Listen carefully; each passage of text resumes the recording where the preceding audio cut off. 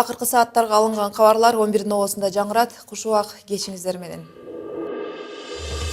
Токтогул КЭСинде бузулган 4 агрегаттын бирөө 20-25 күндүн ичинде оңдолуп бүтүп калышы мүмкүн экени айтылууда. Бул арада авария тууралуу 6 күн бою жашырган Энергохолдингди сындаган айрым депутаттар жаңы жылда жарыксыз калбайбызбы деп кооптонушууда. Бул арада Сибирдеги Иркутск облусунда Боярышник косметикалык каражатын ичип алып уулангандардын саны 71 адамга жеткени кабарланат.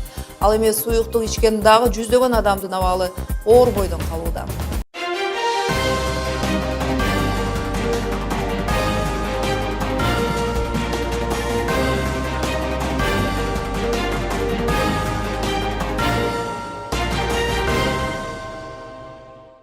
Ирандын президенти Хасан Раухани 2 күндүк иш сапары менен Кыргызстанга келди. Даражалуу меймандын өлкө башчысы Алмазбек Атамбаев менен жолугуп кызматташтыктын деңгээли, эл аралык маанидеги маселелерди талкуулоосу күтүлүүдө. Мындан тышкары 23 декабрь күнү эки өлкөнүн мамлекеттик кызматкерлери менен ишкерлери катышкан бизнес форум өткөрүү да пландаштырылган. Кыргызстандын эгемендүүлүгүн алгачкылардан болуп тааныган Иран менен болгон алаканын өнүгүү багытында Кыргызстандагы элчиси Наджафи Хошруди 11 каналына берген маегине буларга токтолду. Кыргыз Республикасынын суверенитетин алгачкы болуп Иран мамлекети колдогон. Акыркы 4 жыл ичинде эки мамлекеттин башында Раухани жана Алмазбек Атамбаев тургандан бери Кыргызстан жана Иран ортосундагы мамиле бир топ жакшырды. Мындай жагдай албетте дипломаттарга жакшы мүмкүнчүлүк түздү.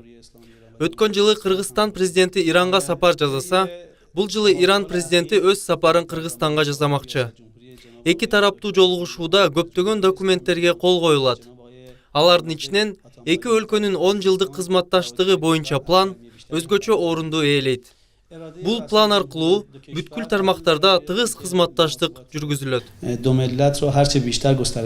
1992 жылы Иран Бишкекте элчилигин ачкандан бери дини, дили, бир эки мамлекет маданий экономикалык соода тармагында мамилесин жүргүзүп келет. Мындан 3 жыл мурун Ирандын президенти болуп шайланган Роухани экинчи ирет Бишкекке келип отурат. Иран менен Кыргызстанды кайсыл тармактар жакындаштырат? 24 жылдан бери эки мамлекет кандай ийгиликтерге жетишти? Дал ушул суроолордун тегерегинде эл аралык мамилелер боюнча адис Бактияр Эркинбаевдин оюн билип көрдүк. Куш келдиңиз, Бактияр мырза. Иран президентinin сапарын утурлая дегенде эле ислам жолунда өнүккөн Иран менен кызматташууда жемиштер кандай болду деп ойлойсуз? Саламатсыңарбы? Эми буга чейинки Кыргызстан менен Ирандын арасындагы кызматташууда мындай эч кандай бир чоң долбоорлор аткарылган жок. Бул мамилелер сый болду да, жаман да болгон жок, жакшы да болгон жок. Мындай чоң арабызда тирешүү же мындай чатак эч кандай нерсе болгон жок. Биз Иран менен мына 25 жылдан бери сый мамиледе болуп, арабызда баягы соода мамилелери болду да. Эки өлкө ортосунда Тегеран менен болгон соода жүгүртүү 11 миллион доллар болгон экен. Бирок дагы бул сумманы көбөйтөбүз деген пландар бар. Бирок башка коңшу өлкөлөр менен салыштыра келгенде Иран бизден бир топ эле алыс жайгашкан. Эгер колдогу мүмкүнчүлүктөрдү эске алганда соода тармагында дагы жылыштарды жасайбыз деген жөн эле амбиция эмеспи? Эми бир нерсе айта кетиш керек. Азыркы учурда Иран үчүн баягы соода тармагы маанилүү эмес. Азыркы учурда Иран үчүн эң негизги, эң маанилүү кызыкчылыгы бул саясий тармакта жатат да. Иран жөнүндө бир эки сөз айтып кетели. Ирандын бийлиги баягы өзгөчө да. Иранда руханий бийлик бар. Жогорку бийлик, руханий бийлик. Ал бийликти мына азыркы имам Аятолла Хаманей башкарат. Бул бийлик улуу нерселер менен, дин менен, Кудай менен байланыштуу нерселерди аткарат.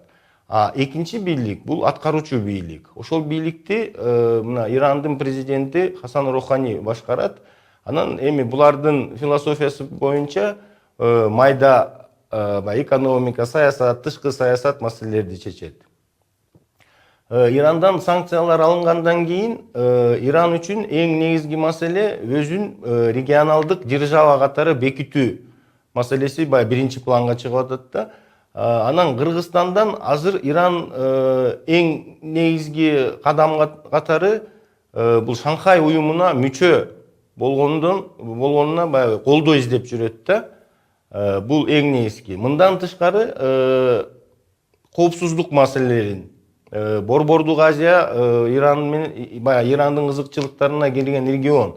Ошон үчүн бул жерде коопсуздук сакталынышы Иран үчүн өтө абдан маанилүү. Үчүнчү нерсени айта кетсек, ушул тармакта бул Иран өзү Борбордук Азияда мындай бир борборлорду түзүш керек да, өзүнүн кызыкчылыктарын ишке ашыруу үчүн. Ушул кезге чейин Иран, Кыргызстан бийлик өкүлдөрү жолуккан учурларында экономикалык кызматташууларда дилгер экендиктери көп айтылат. Бирок биздин же болбосо Кыргызстандын дарамети канчалык деп ойлойсуз дал ушул ислам өлкөсү менен алаканы арттырууда? Эми мына бул жерде ислам өлкөсү деп айтып атабыз, бирок бир нерсени түшүнүш керекпиз. Ирандагы ислам өзгөчө бир ислам. Исламга чейин Иранда улуу чоң цивилизация болгон. Мына Кыргыздын деле майрамдаган Нооруз майрамы ошол Зороастр уруулардын баягы отко сыйынуу менен байланыштуу баягы бизге таасир болуп, ошентип майрам болуп калганда, анан ошол баалуулуктар азыркы Иранда калган. Айта кетсек, Иранда күтүү маданияты бар. Ар бир ирандык Фарханге Индизора деген күтүү маданияты, ар бир ирандык жашыруун 12-чи имамды күтүүдө. Анан ошол имам келгенде адилеттүү, таза коомду баягы курганга аракет кылыш керек. Ошон үчүн Кыргызстан менен Ирандын арасында маданий тармакта болобу, социалдык тармакта болобу кызматташуу болбойт деп эсептейм. Терең, фон катары эле анча-мынча кичинекей проекттер ишке ашырылышы мүмкүн. Бирок Иран өздөрүн ушул күтүү маданиятын экспорттабайт. Бул өздөрүнө гана тиештүү маданият. Рауханинин сапарында Иран, Кыргызстан, Кытай темир жолунун куруу боюнча сүйлөшүүлөр жүрөт. Бирок бул маселе көптөн бери көтөрүлүп келе жатат. Сиз кандай деп ойлойсуз? Кыргызстан үчүн артыкчылыктарын айтып өтпөйсүзбү? Эми ачыгын айталы. Мына былтыр ушул маселе көтөрүлгөн. Бул темир жолу боюнча биздин Кыргызстан президентибиз Алмазбек Атамбаев былтыр 4-5 сентябрда Иранга сапар барганда, анан эч кандай жылыштар болгон жок. Бирок азыркы абал мындай радикалдуу өзгөрдү да, Ирандан батыш санкциясын алды. Демек, Ирандын бул батыш чоң ири банктардагы эсептери ачылып атат. Эми Иран ушул акчаларды колдонууга башталып атат. Демек, потенциалдуу аябай чоң инвестор болчудай да. Мына бүгүн эле Казакстан менен 1 миллиард долларга бир топ келишимдерди түздү. Демек, Кыргызстан азыркы учурда чоң долбоорлорду даярдап Иранга сунушташ керек. Мындан тышкары, мына мунай менен абалды билесиздер, бизде азыр бир эле монополист бар, Газпром, Кыргызстанга. Эми Ирандын бул жакта потенциалы аябай чоң. Бирок бул кыска мөөнөттүү кызматташуу болбойт деп. Эми кыска мөөнөттө Иран Россияга бул региондо конкурент боло албайт. Бирок азыркы бийликтегилер орто мөөнөттүү, узун мөөнөттүү стратегиялык долбоорлорду, бул мунай менен байланыштуу долбоорлорду даярдаш керек деп эсептейм. Рахмат сизге. Эл аралык мамилелер боюнча Адис Бактияр Эркинбаев менен Иран, Кыргызстан мамилесиндеги реалдуу багыттар боюнча пикир алыштык. Токтогул ГЭСинде бузулган 4 агрегаттын бирөө 20-25 күн ичинде оңдолуп бүтүп калышы мүмкүн. Бул туурасында 11 каналында электр станциялар ишканасынын өкүлү Такжан Айдаралиева кабарлады. Айтымында учурда агрегаттын кабелдерин оңдоо үчүн Орусиядан адистер чакыртылды. Ремонт иштери 15 январга барып аякташы ыктымал. Агрегаттын токтоонун себеби бул агрегатта бир эле жатык эмес, бул абдан чоң оборудование. Анан ошолордун бири токтоп калган кабелдин башка жери, кабельный линия башка жери. Кабельный линия эстете кетсем уже 42 жылдан бери иштеп жатат. Бул арада бүгүнкү парламенттин отурумунда айрым депутаттар Токтогул КЭСиндеги бир агрегаттын иштебей калышына 6 күн бою жашырган Энергохолдингди сындашты. Бул менен катар азыркы суукту эске алганда эми электр энергиясына чектөөлөр болбойт деген маселе да көтөрүлдү, бирок улуттук ишкана электр жарыгы жаңы жылдык майрамдарда үзгүлтүккө учурабайт деген убадасын берүүдө. Айта кетсек, башка ГЭС тесттердин кубаттуулугу өлкөбүздүн ичиндеги энергия потребление боюнча толуктуу жетет. Ал эми президент Алмазбек Атамбаев болсо быйыл элге берилген жарык толук кандуу берилиши керектигин белгилеп, электр энергияда чектөөлөр болбошу керектигин энергетиктерге тапшырды. Белгилей кетсек, былтыр декабрдын аяк чендеринде ушул эле ГЭСте гидроагрегат аварияга орусиялык адистердин жардамы менен гана жазында ишке кирди. Анда дагы гидроагрегатындагы авария жабдууларынын эскиришинен улам келип чыкканы айтылган. Кошумчалай кетсем, 1975 жылдан бери Кетмен Төө өрөөнүндө Нарын дарыясынын кууш жеринде курулган станцияда жалпысынан 4 агрегат иштейт. Эми коңшу Казакстанга келе турган болсок, Казакстандын Талдыкоргон аймагында түнкү машыгуу учурунда Су-24 үлгүсүндөгү аскер учагы кыйрап түшкөн окуя боюнча иликтөө иштери башталмай болду. Маалыматтарга караганда, учкуч эл жашаган аймактан алыс алып барууга аракет кылып, андан кийин учактан секирип кетүүгө үлгүргөн. Ооруканага жаткырылган учкучтун абалы туруктуу экени кабарланат. Ал эми учактын кыйрашы боюнча Казакстандын Коргоо министрлиги дайындаган атайын комиссия окуянын чоо жайын иликтемей болду. Бул арада Сибирдеги Иркутск облусунда Боярышник косметикалык каражатын ичип алып уулангандардын саны 71 адамга жеткени кабарланат. Ал эми суюкту ичкен дагы жүздөгөн адамдын абалы оор бойдон калууда. Мындай массалык адамдардын кырылганына байланыштуу Орусияда чукул кырдаал менен кошо аза күтүү күнү жарыяланганы маалым.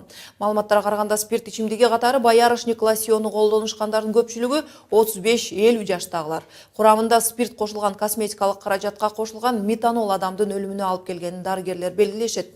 Бул арада президент Владимир Путин өлкө боюнча арак шарап менен катар курамында 25%дан көп алкоголь бар жуунучу каражаттардын сатылышын көзөмөлгө алууну буйрду. Экранды которуп жибербеңиз, кийинки кабарлардан кыскача. Жаш мугалимдерге болгон депозит программасы эффективдүү жыйынтык алып келбегенине байланыштуу жабылды. Мугалимдерге мамлекет 5 миллион карыз болуп калган. Кыргызстандын улуттук банкы валюта базарына чыгуусун токтоткон жок. Жыл башынан бери өлкөнүн башкы банкы 54 рет интервенцияга чыкты. Бишкектеги жаңы жылдык кайрымдуулук балатысы. Бул рет Ленин району боюнча миңдеген бөбөктөр белектерин алышты. Ишкер Нурлан Мадаминов Кыргыз Телеком ишканасынын жетекчисинин милдетин аткарууга дайындалды. Жаңы кызматка отурган Мадаминов буга чейин Сергек деген ишкананын башчысы болуп иштеген айтылат. Ал эми Кыргыз Телекомдун мурдагы жетекчиси Эмиль Эшеналиевке кылмыш иши козголгонуна байланыштуу кызматтан алынганы маалым. Ал август айындагы өлкөдөгү интернеттин кымбатташына байланыштуу чуулуу маселени айынан тергөө иштеринен кийин кызматтан четтетилген. Эч кандай эскертүүсүз интернетке болгон бааны Казакстандын провайдерлердин кымбаттоолор боюнча депутаттык комиссия түзүлгөн. Жыйынтыгында эки өлкө тараптын жекет адамдары тарабынан баалар көтөрүлгөнү айтылган эле. Эшаналиев өзү болсо депутаттык комиссиянын иликтөөсүн четке кагып, келишимди аргасыздан түзүүгө барганын кабарлаган. Жаңылыктарды улантабыз. Жаш мугалимдерге болгон депозит программасы эффективдүү жыйынтык алып келбегенине байланыштуу жабылганын билим берүү министри Гүлмира Кудайбердиева билдирди. Айтымында бул программанын айынан мамлекеттин 52 мугалимге декреттик эмгек эргүүсү үчүн 5 миллион сом карызы бар. Вице-премьер учурда аймактардан адистердин көңүлүн бурдурган программа иштелип чыгаарын кошумчалады. Билим берүү министрлиги мугалимдик кесиптин баркын көтөрүү жана жаш кадрларды колдоо үчүн 2004 жылы жаш мугалимдин депозити программасын ишке киргизген эле. Бул программага ылайык министрлик донорлордон келген акчанын негизинде өкмөттөн дагы каражат кошумчалап 700 жаш мугалимдерге депозит конкурсун жарыялап келген. Эми долларга байланыштуу кабарлардан Кыргызстандын улуттук банкы валюта базарына чыгуусун токтоткон жок. 21 декабрда 1,8 миллион долларды интервенцияга чыгарды. 11 декабрдан тарта доллардын сомго болгон өсүшү 17 тыйынга көтөрүлгөн. Учурда 1 Америка акчасы орто эсеп менен 69 сом 30 тыйындан сатып алынса, 69 сом 43 тыйын деп сатылууда. Жыл башынан бери улуттук банк 54 рет интервенцияга чыгып, анын 25 учурунда доллар сатса, 26-сында сатып алган. Жалпы жонунан 352 миллион доллардан ашуун саткан. Интервенция жүргүзүү үчүн улуттук банк эл аралык валюта резервин колдонуп келет. Эгерде доллардын баасы рынокто 70 сомдон ашып, эл ичинде ажиотаж жаратса бир жөн. Бирок азыркы учурда жагдай стабилдүү. Жаңы жылды утурлай Ленин райондук администрациясы колдоого муктаж үй-бүлөлөрдүн миңдеген балдарына карата калаадагы улуттук филармонияда концерт тартуулап белек бечкектерин беришти. Жыл сайын салтка айланган майрамдык куттуктоо менен бул жылы бөөктөргө кеткен белектер шаардык бюджет 400 000 сомго сатылып алынган. Мындан тышкары балдарга жардам берген бейөкмөт уюмдар реабилитациялык борборлор 500 000 сомдой каражат бөлүп беришкен. Аталган аймак боюнча учурда 4 000ге жакын аз камсыз болгон балдар, томолой жетимдер, мүмкүнчүлүгү чектелген балдар эсепте турушат. Көңүл бурганыңыздар үчүн ыраазычылык билдирем. Кайрадан 11 новосунда амандашканча саламатта калыңыздар.